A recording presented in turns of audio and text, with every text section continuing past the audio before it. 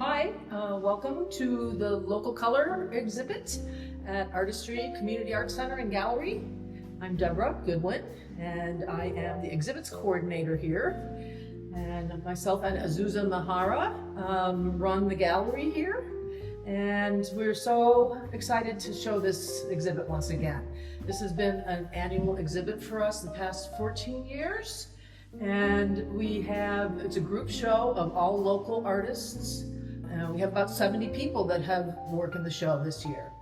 So part of the process of hanging these shows is figuring out where everything goes. We start with bare walls, and we bring all the work out and spread it around so that we can see it and begin to puzzle out where the pieces should hang in the gallery.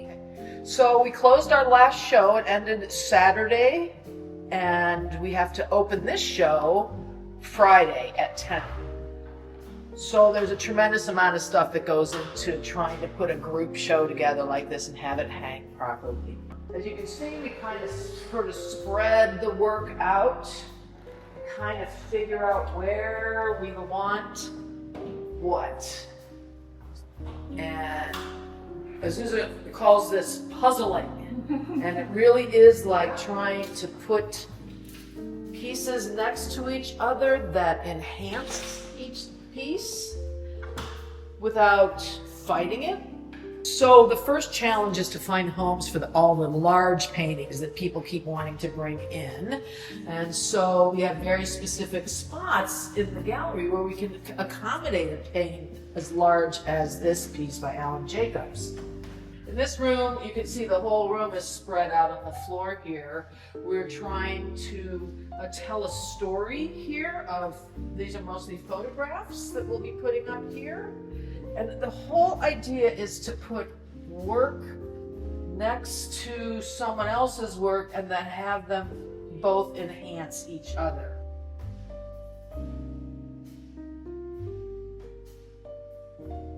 So this wall, we've had so many different permutations laid out.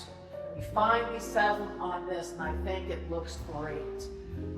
When we're hanging, we try to keep artists' work together.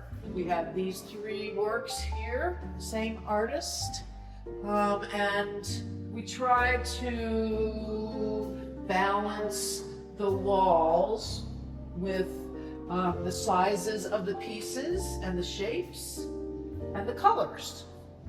My name is Pat Macri. I'm from Woodstock, Vermont.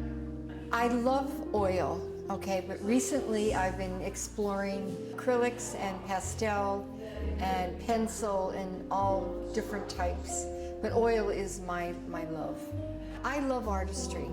It's just a nice group of creative people that stick together. I love it here. I'm kind of in it for the fun and for being free and expressing the way I am now at this age. So these pieces are very striking work by Sam Neustadt.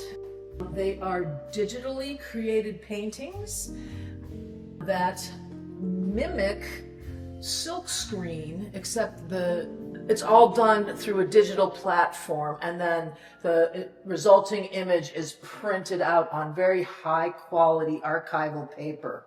And then we placed next to them these wonderful abstracts by James Murray that really totally echo the shape of this vase by Amanda Ann Palmer.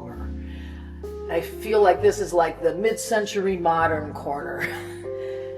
So we kind of have grouped a lot of our photography together on this wall, and we have many photographers that submit work to these exhibits. Some of these are just quintessential fall images. I think there's just so much excitement in the work that we see here. I mean, every time we come to a show here, it's just an incredible evening. Feelings and color and shape and texture. It's a great place to come and enjoy people's talents and stories. This facility here in the community of Woodstock and in the region is just wonderful. This one is actually slightly digitally manipulated.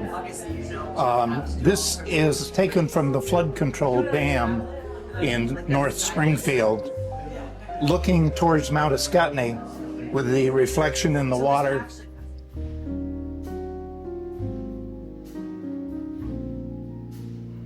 Okay, Chris Manning, K-R-I-S-M-A-N-N-I-N-G. Maybe it was a hard one, I don't know. From Barnard, Vermont. So, what medium other than toothpicks do you typically work in? I would say everything, from feathers to mirrors to found objects. I do murals, sculptures. I make creatures for motion pictures. Just whatever lights me up in the morning that day. That's pretty much where I'll go to. So this day it was 5,000 toothpicks. I typically live in the world of imagination and fantasy, and whatever occurs that day or what's going on in the world usually inspires me to run in a particular direction. I typically think I've got this, almost like in Raiders of the Lost Ark, where they had that big giant warehouse with all the boxes. I feel like in my mind, I go to the warehouse and see what drawer I'm going to open or what box is going to open. And then I kind of play in that area and try to finish a piece.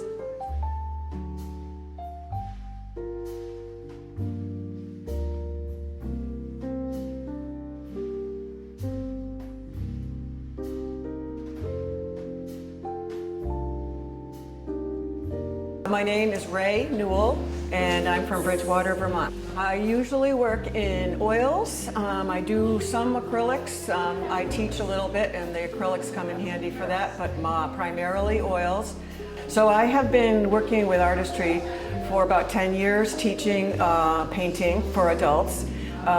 It is one of the best places in the world. It is so inviting. It is enjoyable. The people are great to work with. My students are wonderful. We have a great time. Everybody is just delightful. So my creative process is sort of this way that I start a painting and go through a painting as far as from beginning to end. But there's also I think the part of the art process is actually picking out what I paint. And that can vary quite a bit. I do a lot of landscapes. I have cats, so I do my cats. But I also have what I call found still lifes.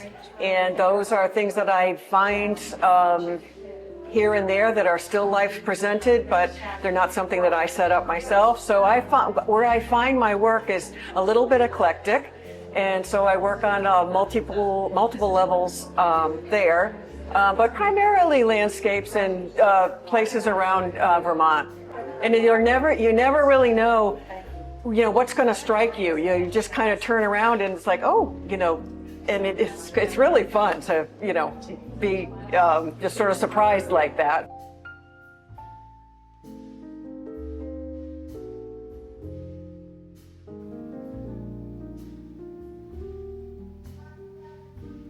My name is Amy Schachter. That's A-M-Y, last name S-C-H-A-C-H-T-E-R. And where do you live? I live in South Royalton, Vermont. Generally, I paint with acrylic paint on wood panels, but I also make three-dimensional mixed media pieces. Very often they are wall pieces, and then I also make some smaller sculptures. As an abstract figurative artist, when I paint, I generally break down the figure into a series of simple shapes, and then I sort of reconstruct it so that it's a bit different. The forms are figurative in nature and fit into the environment in a very specific way via the composition of shapes that work with the figures, so it's all sort of broken down into pieces, kind of like a puzzle, and then re-put back together. In terms of the mixed media wall pieces that I make, or some of the other pedestal pieces, a lot of the material that I use sort of guides the design for each piece. I think that the colors in the landscape in Vermont, we used to live in Brooklyn, New York, which was very, very different, sort of boxed in. We moved here 6 years ago to a small farm on a dirt road in South Royalton, and I just took in the landscape. It really fed me emotionally and spiritually, and sort of gave me all these wonderful colors.